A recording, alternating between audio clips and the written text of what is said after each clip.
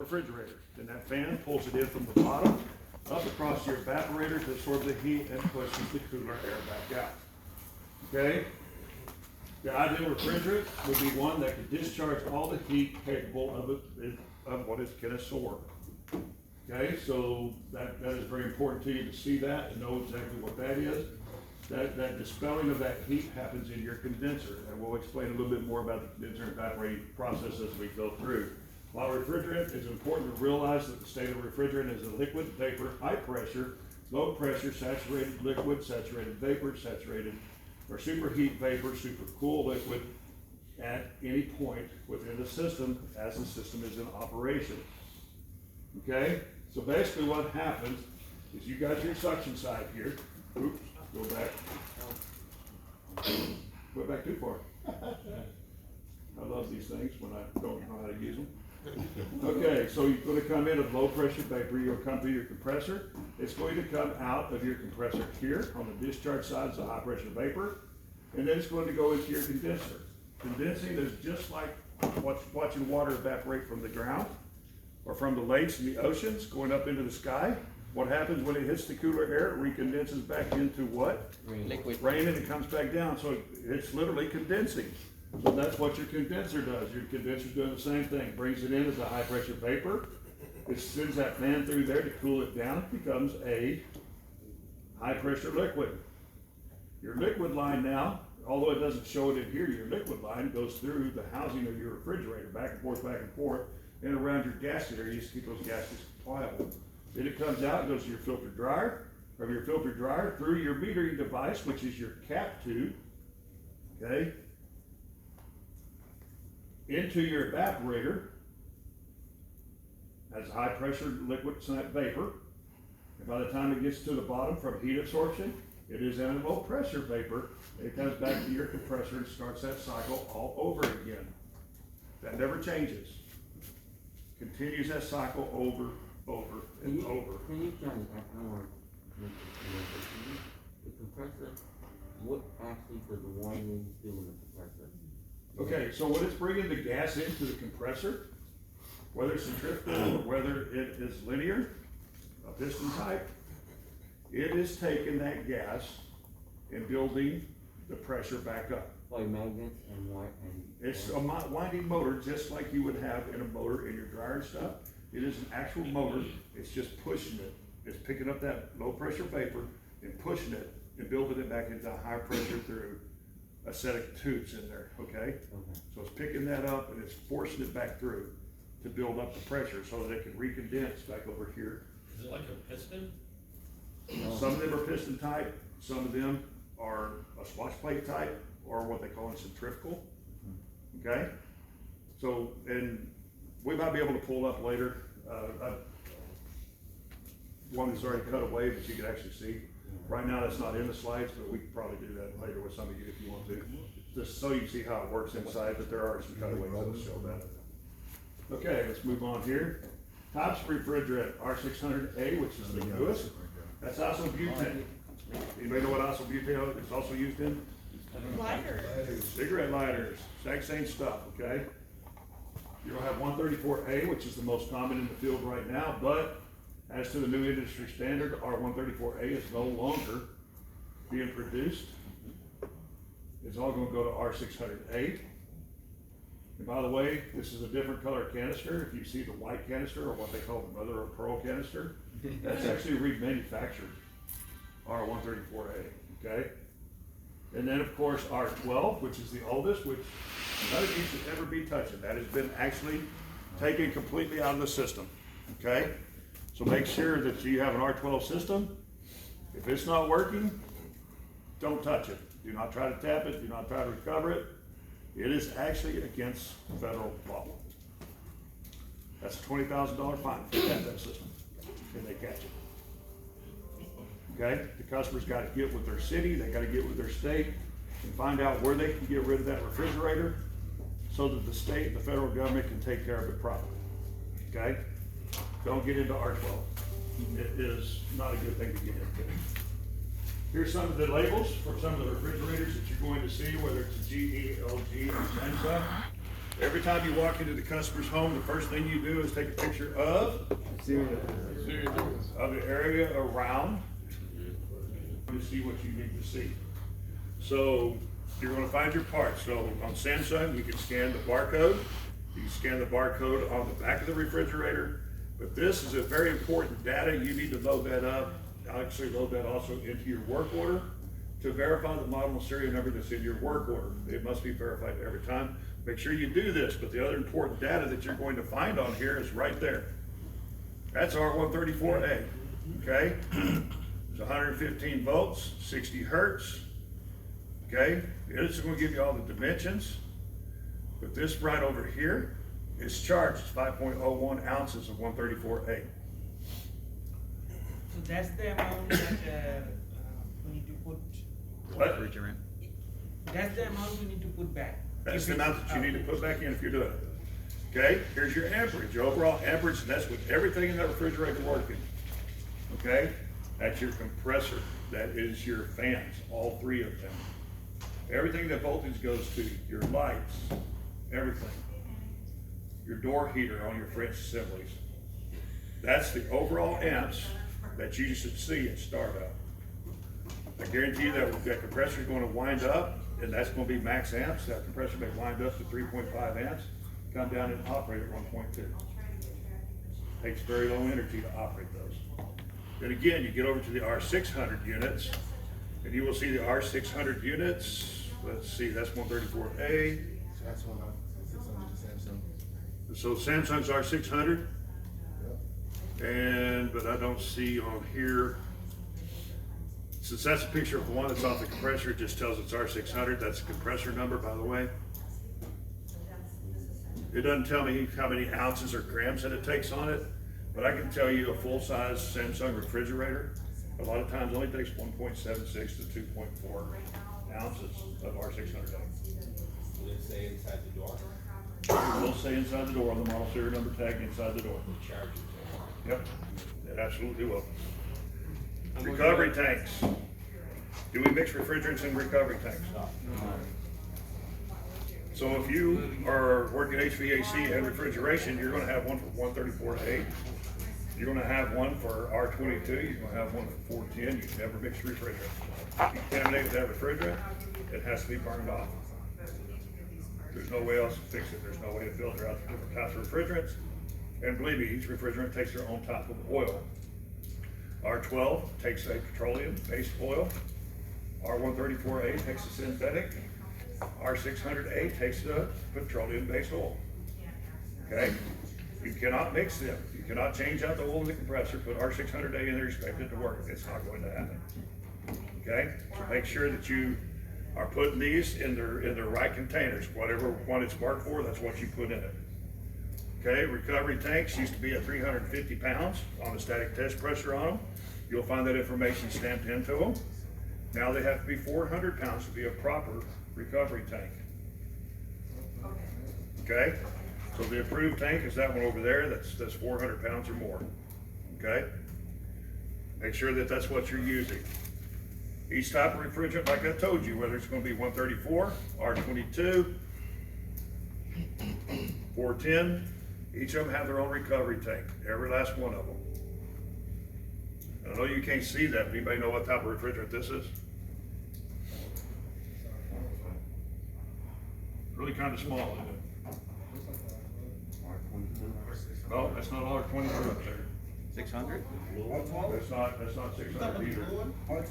Is that R12? No, that's not R12. R12. 1, 2, 3, 4, 5, 6, 7. Oh my God. That'd be one of them. You gotta get it. R2D2? It's going to be 512A.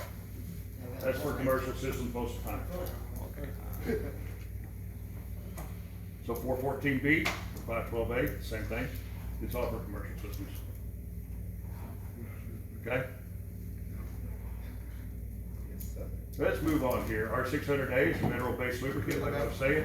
R134 synthetic. R12 is a mineral-based lubricant. Okay? You use these separate containers to make sure you don't get cross-contamination. Is cross-contamination just between the two refrigerants, or what else could be a cross-contamination? Your oils will be a cross-contamination, but atmosphere, regular moisture in the atmosphere, dust particles, anything else can cause a cross-contamination in that. If you have a leak at your evaporator on the suction side, guess what? You're gonna be sucking in air. You've contaminated everything in that system. That means everything, your dryer, your compressor, everything has to be changed out. Okay? Your evaporators, you have to change it all out. What's in the cabinet, you pull a good solid vacuum on with process adapter tubes and make sure you get a good solid vacuum on those. Because if you don't, you're gonna have contamination. Once you get it all put back in using your lock ring, you're gonna pull that down to 500 microns, which is the recommended microns for Samsung. Pull it all the way down to 500 microns. It has to hold for 10 minutes before you can do anything else with that system to verify that all the moisture, all the contaminants, and everything else has been sucked out of that system. Okay? Allow no moisture or contamination, no foreign substances when you get into these, okay? Difluoromethane.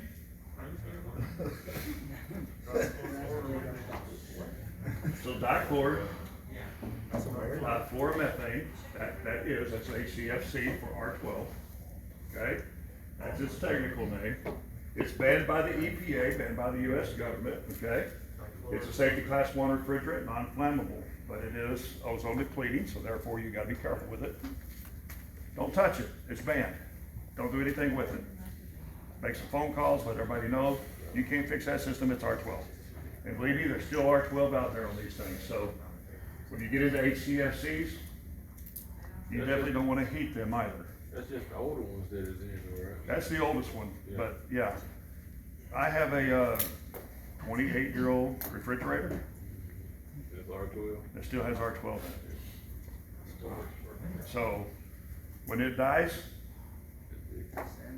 I gotta get rid of it properly. There's only certain ways to dispose of it. R134A is a tetrafluorane. Okay, it's a type 1 also. Type 1 certification you gotta have for it. That's an HFC, so it's not the HCFC, it's an HFC. Okay, if you wanna move your chairs over a little bit, because I'm standing over here a lot, if you wanna move over a little bit so you can see better, let me know. Cause I wanna make sure you are getting all this, okay? So it still takes class 1. Of course, I'm pretty good. R600A is also butane, as we've already discussed. The difference with this one, per your state, it depends on what your states are. Whether you have to have a worker certification or a license to work in, you need to verify with your coaches and with your states and make sure you are licensed as per your state regulations. I know Florida and New York, Texas all require a state certification that requires somebody to work under somebody else's license. Okay, somebody has to be licensed within that market for you to do refrigeration. Okay? So it's only one person that needs a license? You have one person to every 16 in the state of Texas that can be licensed. Okay? So the sealed system refrigerant cylinder, and this is a sealed vessel. That's why it's called a sealed system. So if you're looking at the sealed system, even on that refrigerator, measure to a perfect level. Okay? So the refrigerant pressure or temperature pressure is very important in the operation of the refrigeration cycle. So at 70 degrees, the refrigerator is working perfect. When we got 95 degrees in the home, refrigerator was struggling to keep everything cold. Why? Because your temperature, ambient temperature around it, affects the discharge of the heat through the condenser. That's why that's important. So as the pressure increases, the temperature also increases, and as the pressure decreases, the temperature also decreases. So when you're going from a high pressure gas into a high pressure liquid, and that pressure increases, it's turning it back into a liquid as it condenses, right? That's pulling off that heat. But when you get over into the evaporator, when it goes into the superheat mode, and it starts evaporating and sucking out heat, then it goes into a low pressure gas, and that temperature is what's called the cooling process. So it's absorbing that heat, and calls it the cooling process. That's the process. Everybody needs to know how it works and why it works that way. Okay, so make sure that you know what the cooling process is, and this is it right here. That's very important on how it's going to operate. If you have a plugged condenser, you're not going to be pulling off the heat you need. If you have 15 pounds of blankets and stuff set on top of your refrigerator, Well, guess what? Your Yoda loop goes up there, it uses the side and the top also to dispense more heat. You're not gonna be dispensing the proper heat. Therefore, you're gonna have an issue. That's why people are not really supposed to pack anything on top of their refrigerators. Okay? So temperature and pressure always have a direct relationship with how that refrigerator is working. Will a refrigerator work below 45 degrees? No. Absolutely not, it will not. So if you look in Samsung's technical guide, it'll say 55 and below. It's gonna say it's satisfied, it's not gonna turn on the compressor, and you're going to have an issue within that system. If it is over 95 degrees, you're going to have the same type of issue. It's not going to cool properly, that compressor is going to superheat because it's going to sit there and try to cool, but it's going to be too warm for that compressor to do what it needs to do. So be very aware of what it is and how that works. And all that information is in STG for you. Okay? Pressure fundamentals. If you look on the outside of the gauge, you see your PSIG. But if you look on the inside of your gauge, you're going to have different numbers in here. Those are going to be your temp scales as far as what your temperature is. So if your temperature is about 60 degrees, what type of pressure should you be running? If you're running the R134A at around 76 degrees, you should be right at 0 right there, or a little bit in the negative, okay?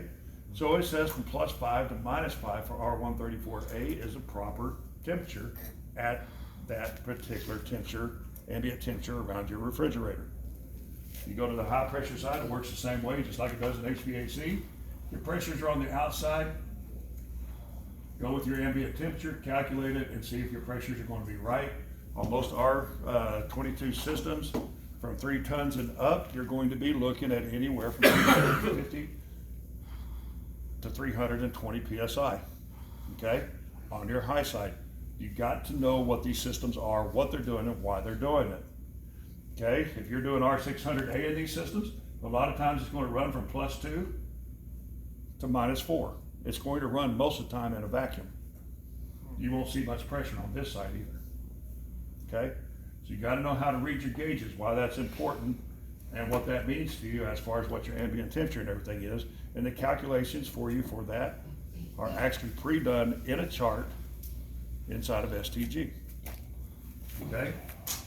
So it's going to be absolute pressure on the gauge pressure, atmospheric pressure. All that is on the information within these inner scales along with your PSIG on the outside. Okay? So operating pressure overview.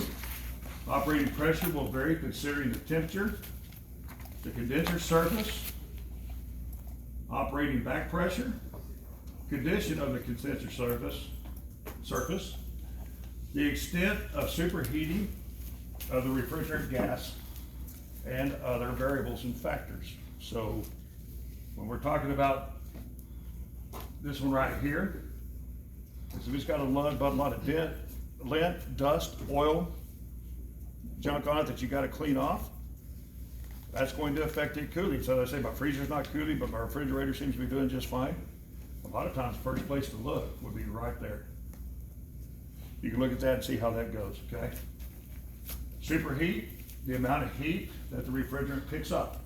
So when it's superheating, that's what it's doing. It's absorbing the heat out of that refrigerator. So that's the amount of heat it's picking up. That's called superheat. Super cool down here is what's dispelling from your condenser. So as that fan blows through, it's blowing that heat out and spreading it around. It's getting it away from that refrigerator so it'll operate correctly. Okay? Pressures of your refrigerants. Okay? R12, 4 to 10 PSI. 134, about 4 PSI to negative, will work just fine. And R600A, like I said, is going to be 0 to about -4, -5. It'll always run pretty much in a vacuum. Okay, here's your pressure gauges again. Another type of pressure gauges, you just gotta know which ones are which. This one over here is for R12, this one over here is for R22.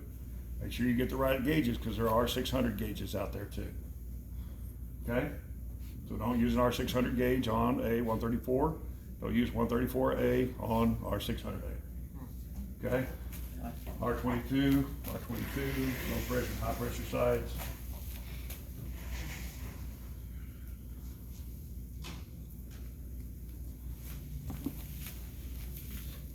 Okay, so right now, if you're this is just reading the gauges, we really don't need to go through that very much. 134, the same thing, it's just about how to read the gauge. Okay, so this is not the right gauge for 134A though, but this is R12, R22, 502. You'll see the gauges will also have 134, 410, 412, okay? So make sure you've got the right set of gauges for the right refrigerant. You should have a different set of gauges for each type of refrigerant you have, because you don't want to cross-contaminate, okay? R600A comes in little 2 and 4 pound cans. They will fit in your kits, okay? This is set up on, this is supposed to be set up for recovery, but this is not a recovery pump. You'll actually have a recovery pump in the place of this. That's your recovery tank, your gauges, and how it hooks up to your low and high side. Your high side always hooks up at or before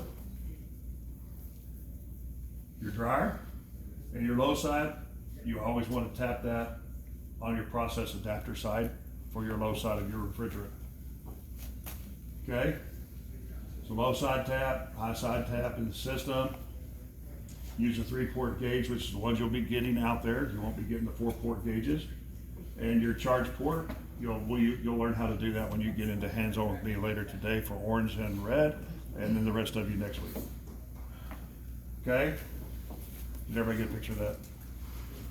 You need to go back. Just 1 second. Thank you.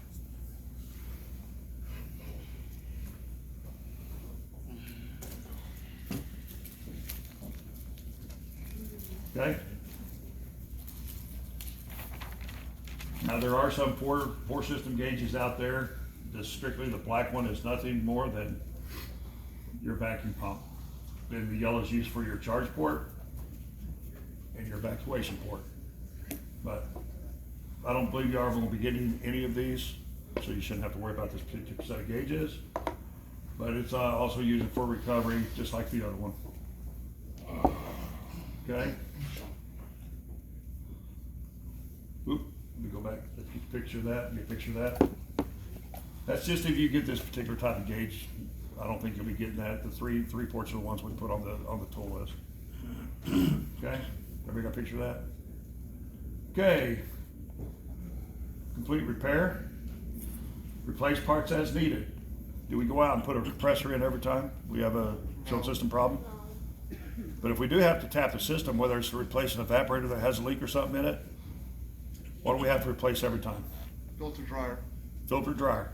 Every time, no matter what you do, replace the filter dryer. Okay? So whatever you need to replace, filter dryer gets replaced every time. You'll install your service ports. Make sure you put your caps on good and tight when you get done. Make sure your Schrader valves are good and tight, because they will leak through your Schrader valves if you don't get them tight. Make sure that you hold a good vacuum. Make sure everything's sealed when you recharge the system. Pull a vacuum on the system, ensure all air is removed. Why do we got to remove the air? For any contaminants that are in the air and any moisture that's in the air, right? Moisture, when you put refrigerant in there, if you have any dampness or moisture in the air, any humidity, it'll freeze up. And guess what's going to cause restriction? So they unplug it for a little while, it defrosts, they start turning it back on, guess what it's going to do again? It's going to cause another restriction. It's going to continue to do that until it gets all the way through the system, until the dryer absorbs all the moisture out of it. But then you've got a dryer that has contamination in it and has a problem. Which the dryer may freeze up again, and guess what? You still have another restriction. So just make sure you get a good vacuum on it, down to 500 microns, like I said for Samsung. Okay? Minus 22 to minus 26 inches of vacuum. 26 is considered a perfect vacuum. Sometimes you'll see those gauges go all the way down to minus 30. That's fine. But when you're pulling down to minus 500 microns, it's going to take you a while. But that's going to ensure that you don't have any moisture or any other contaminants left in that system. Okay? System sits for 10 minutes, like I told you. Samsung requires 10 minutes, so does LG. Others like Frigidaire requires 15 minutes to set. You gotta know what your manufacturer specs are on that, but it'll be in your STG. Okay? Make sure you recharge with 134A properly. Do not overcharge these systems. It works the compressor too hard, and you're gonna have too much liquid refrigerant in there, and it's not going to do the heat exchange properly. If you undercharge the system, you're gonna have the same issue. You're gonna have too much vapor, and it's still not gonna pull out the heat properly. Okay? So you gotta make sure you get the proper charges in there. All right? Of course, then 134A to recharge the system. Ensure there's no leaks. Make sure the charging ports have good access ports and everything's tight, ready to go. Okay? Make sure you're using an electronic scale. Now with R134A, you have to weigh your canister before, zero it, document the weight before. What you put in the refrigerator, you have to document the amount that it says on the scale, and then you have to reweigh your canister again and put that out there. It has to be documented Where do we per document? EPA, huh? Where do we document it? In our own book, or I mean? You should be able to document that in your own book, but I would also document it in the notes in the work order. Okay?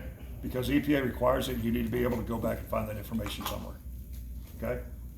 So make sure you document it. Same thing with your recovery tanks. You put your recovery tank on your scale, you get your tare weight, okay? You put your hose on it, you zero it.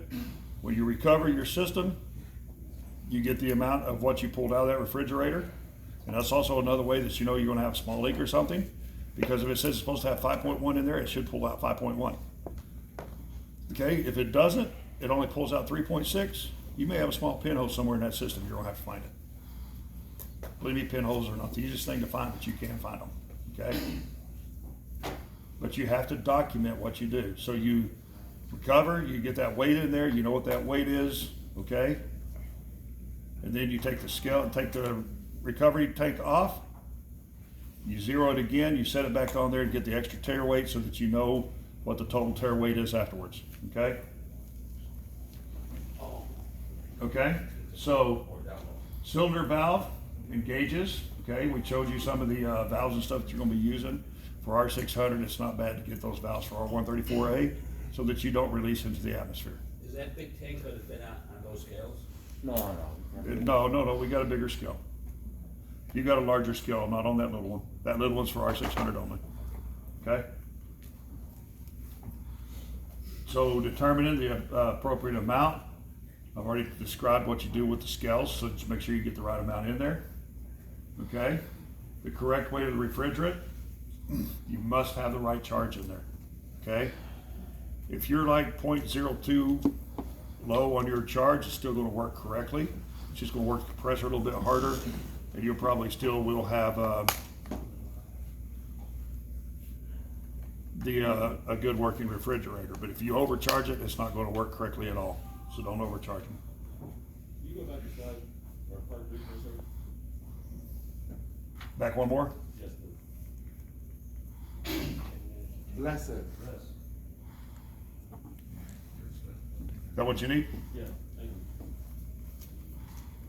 you. Okay, so some of the test results on these. Okay? If you get icing up in here like this, you're gonna have an issue. You don't have a full frost pattern. If you have a full frost pattern, you've got a good working compressor and a good charge. Okay, so open the unit up and check your frost patterns.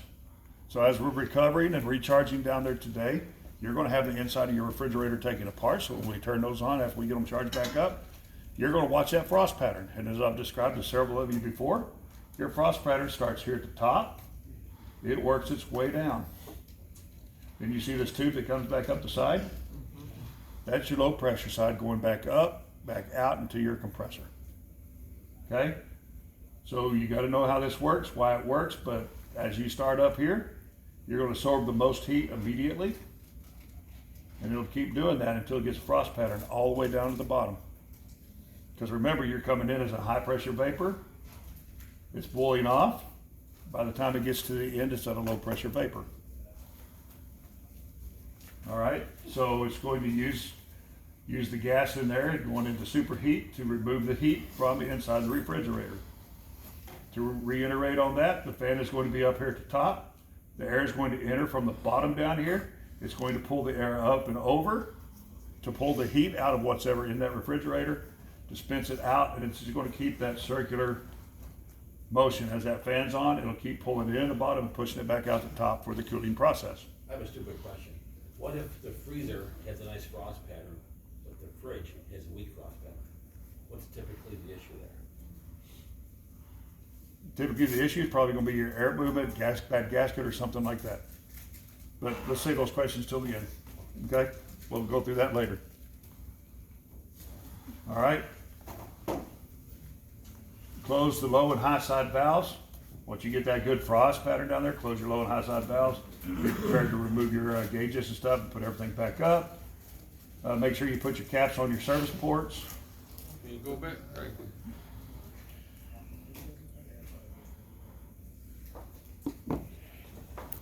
Thank you.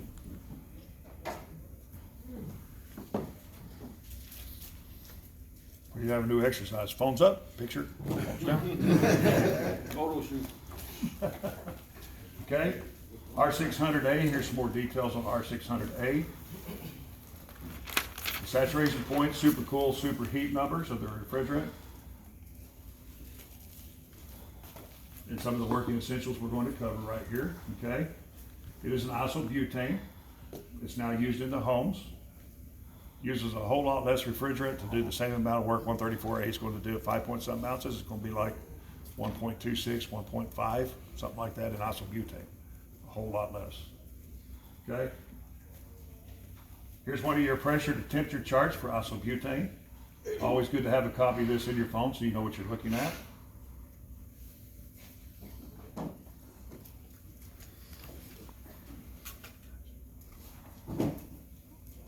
Everybody got a picture of that? Okay, here's another way to look at it, but you probably won't see these type of charts on there. Okay, but it could be aligned out on this somewhere. Sometimes you'll see some tags in the refrigerator that they give you some of this idea, but really truly, not very many of them have them. But it's possible. Here's the safety data sheet for this. It's good to have a picture and note of this. Gives you your operating pressure, what your temperatures are, what your flash point is. See, this boils off at minus 83 degrees centigrade or 117 degrees. Pretty low boiling point when it's absorbing heat, isn't it? Yeah. If we're gonna be running around with this in our trucks, don't we need SDSs in our trucks? Safety data sheets, it's always good to have a copy of it. That's why I say take it on your phone and keep it. You got your safety data sheet right there. That is fully acceptable these days. That works for regulations? Yeah, as far as the EPA regulations are going, if you have the safety data sheet, you can actually pull it up on your phone and so on to show you the safety data sheet. I will remind you that R600A cannot be over 122 degrees in storage. So if you're out on a 100-degree day, what type of temperature do you think you're gonna have in your van? Well over. Well over 140, 160 degrees inside your van. My recommendation is you take that R600 out, you put it in your tool bag, take it into the customer's home with you. If you got an R600 job that day, just walk in and out with it and make sure you have it with you to keep it cooler, okay? Because 122 degrees, it'll start bleeding out of that can. It gets about 140 degrees, it'll spew out of that can. It's not designed to hold that type of pressure, okay? All right, here's the UL standard for R600A. This is also part of the ASHRAE, okay? ASHRAE gives you what your flammability and toxicability is, so you need to know that. Make sure you take a picture of this. It's now used in household refrigerators and freezers as of 2011. As of August 2018, it's becoming the primary standard, and it is now the primary standard for what you're going to be finding in home appliances. Everybody got a picture of that? Yes.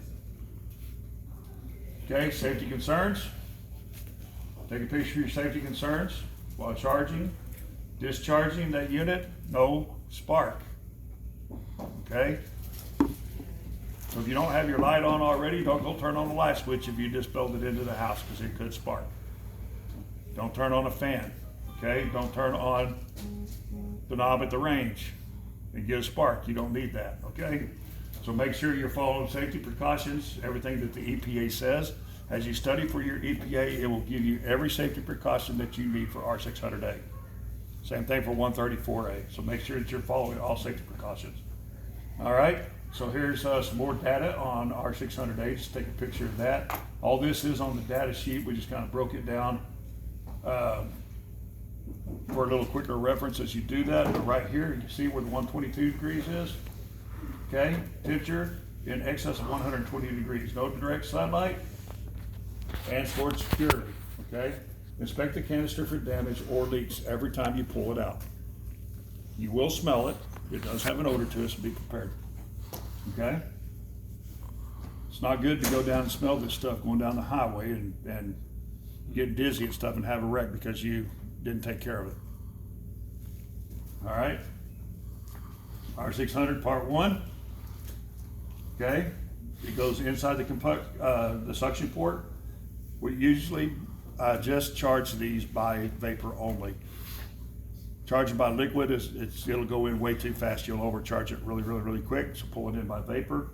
Some of you learned that on the mini fridges yesterday, and that's why we do it that way. Okay. More connections to suction valve, or male connection to your suction valve and your suction gauge. How to tap the system. We learned how to tap systems yesterday, right? For those two groups. Okay. Diagnose. Always diagnose your compressor problems, every time. We'll go through some stuff later on how to look for restrictions, what type of restrictions, what you're looking at, some of the things you might find that you're going to see out in the field. So make sure you're getting in the right charge, okay? Keep the compressor running. Now most of this, you don't have to keep the compressor running to evacuate. You can actually tap the compressor. We'll tell you to take what they call a dead blow mallet, a solid rubber mallet.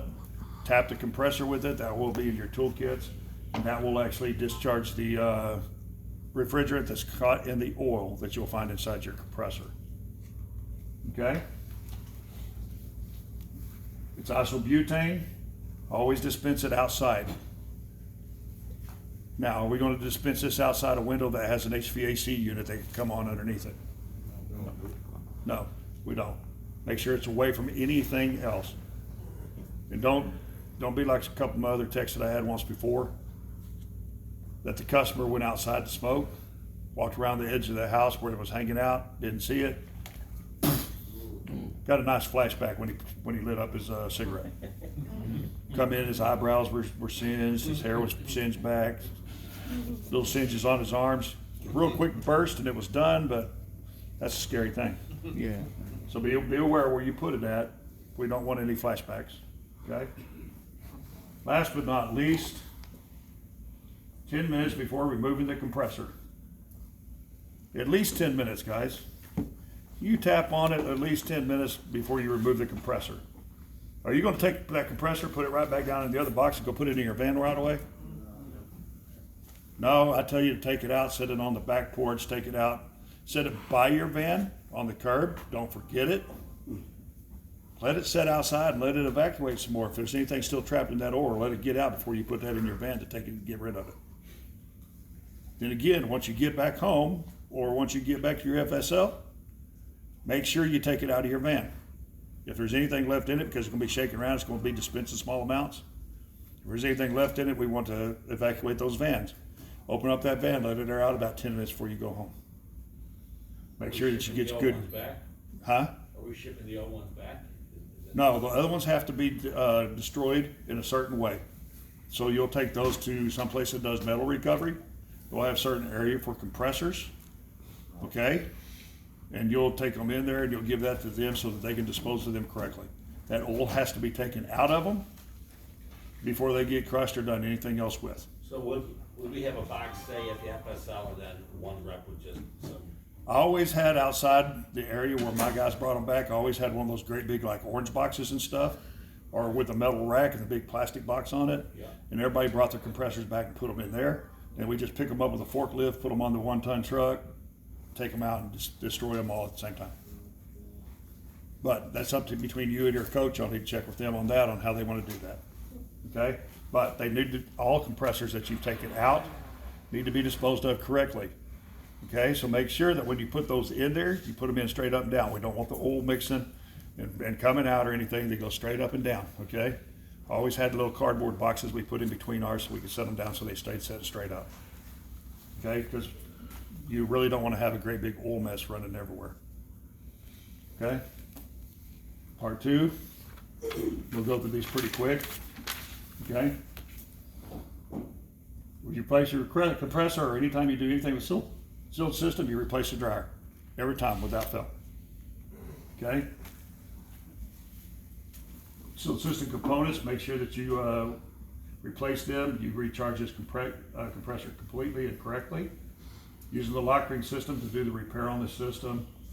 Make sure you're using the proper hoses to hook up to your vacuum pump. After 15 minutes, switch off the vacuum pump. Make sure that you hold it in a vacuum and it gets a good steady vacuum. It holds that way for at least how long? 10 minutes? 10 minutes. Okay? Use the gauges and the scale to recharge your system. We'll go back there and let y'all get a picture of that.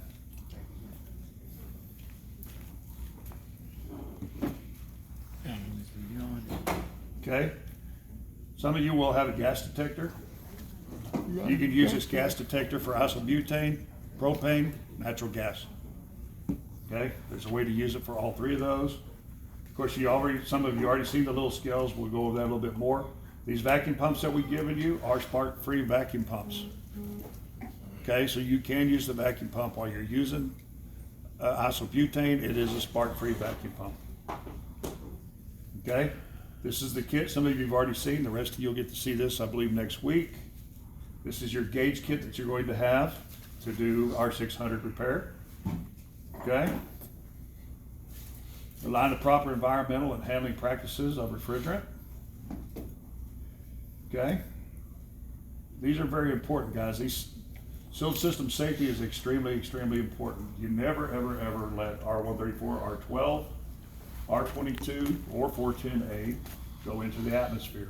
We want de minimis releases, and when we get over there, we'll show you the valves on how to get the de minimis release so that you can actually not put anything into the atmosphere if you follow the instructions, okay?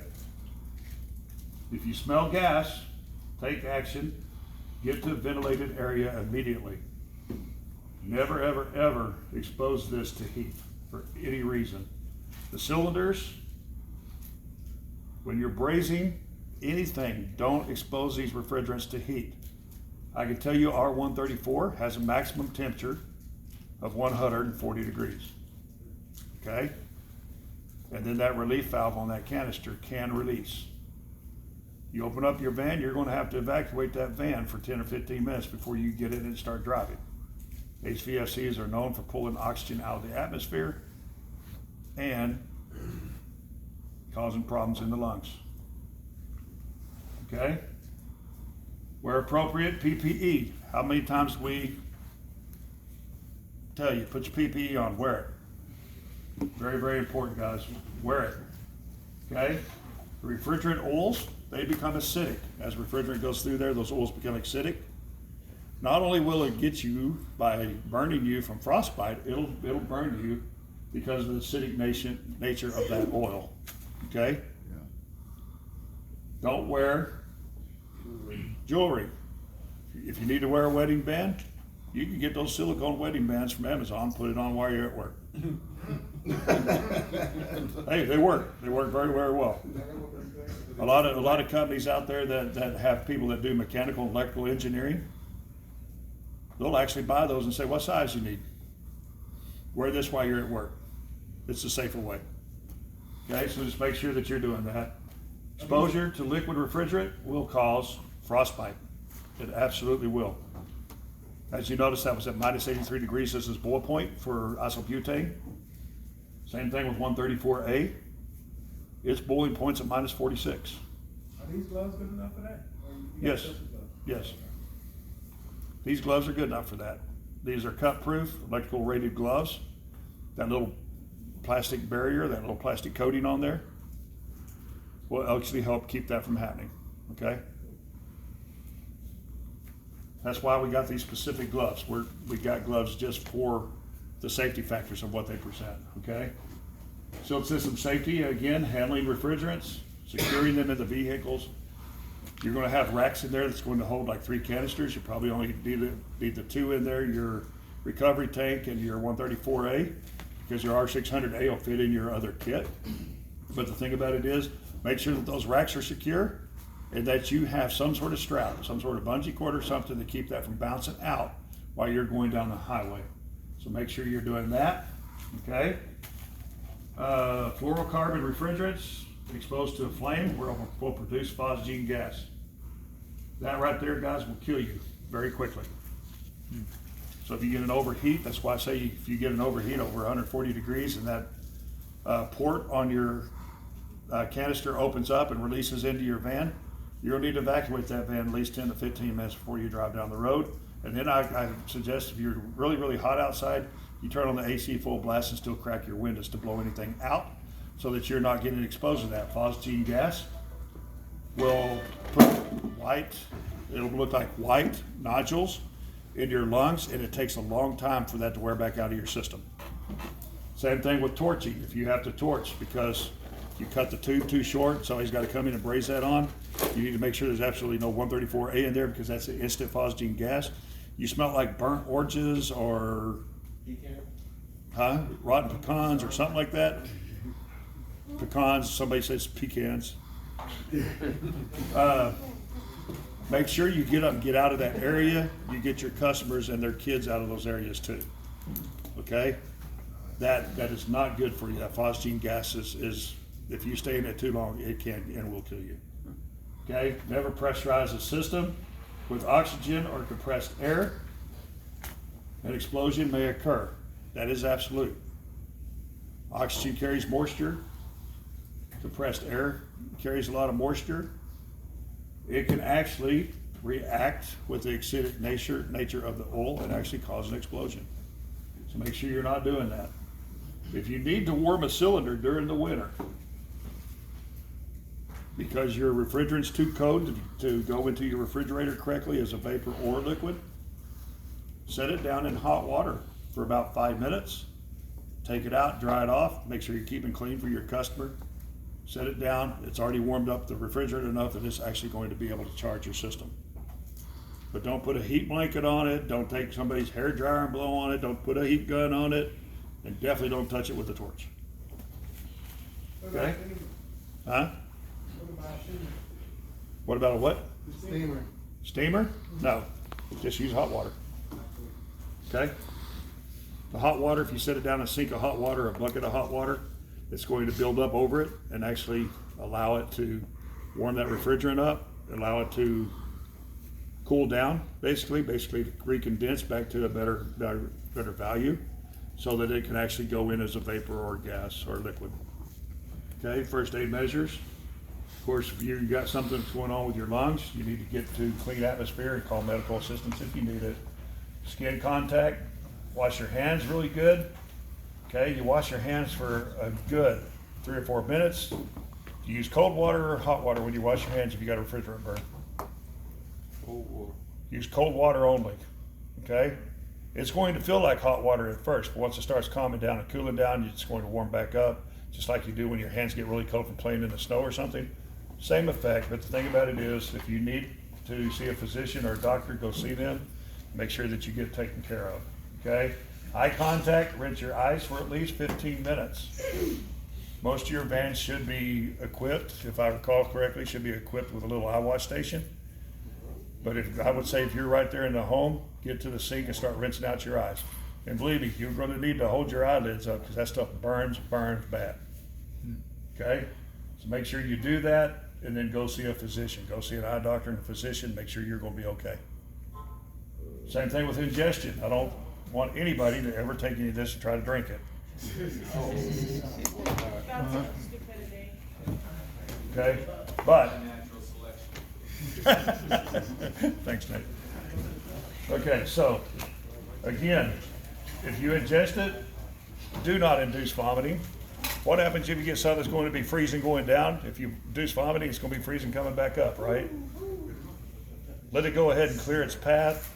Make sure they get medical attention immediately. Okay? So, that's some first aids for this. Make sure that you follow those. Again, guys, we cannot stress enough PPE. Your goggles, your gloves, your booties when you're in the customer's home, your mask. PPE, be pros at PPE. So make it PPPE. PPPE.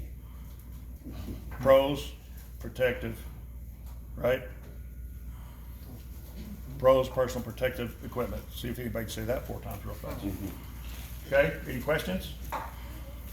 Is that helpful to know a little bit about refrigerant? Yes. What if we finished early and it's hot outside, and, like, so we would have to take those upstairs in the house? Did you finish early? Yes. My recommendation is that if you know it's going to be over 140 degrees while you're in your home, is to go ahead and take those and set them inside your house so they stay cool. Yeah. As far as like, For all these are gonna be some of your common tools and fittings. You can take pictures of these. By the way, these are access ports. Some of you've already dealt with those.